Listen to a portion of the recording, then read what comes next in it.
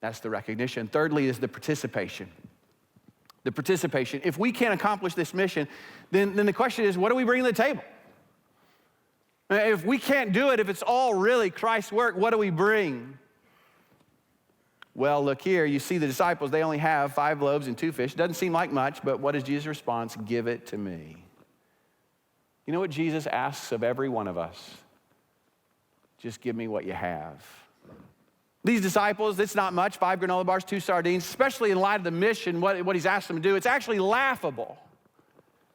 But I love this. 5 loaves, 2 fish, 5 plus 2 equals what? 7. You know what 7 is? It's the number of perfection. What did the Lord say to Paul? My power is perfected in your weakness. God delights in using weak people to accomplish great things for his glory. And you and I, in light of the mission that God has given to us, our gifts, our talents, our abilities seem pretty meager. In fact, it's almost laughable. And some of you, you're thinking to yourself, because this is an objection that I get all the time. When I tell a man, you know what you're going to be doing? You're going to be making disciples yourself. And you know what I hear far too often? Oh, Pastor, I'd love to participate in that mission and be a part of that, but I'm just not that gifted. I'm just not that smart. I'm just not that talented. You know what I tell them? Join the club. And by the way, have you seen the people that God used in Scripture to complete his purposes?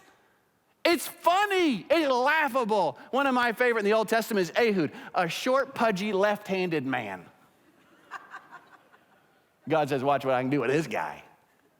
He uses him to take down an evil king and to bring about one of the greatest revivals the nation of Israel had ever known. Remember, David was a runt. Moses couldn't speak. Abraham was a liar. Paul had a thorn in the flesh. Peter denied Christ 3 times, and Lazarus was dead.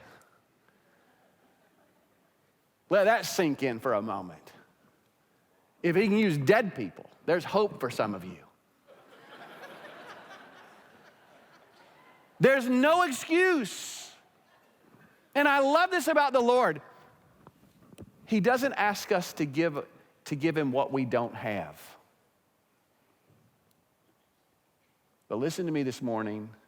What you have, he wants.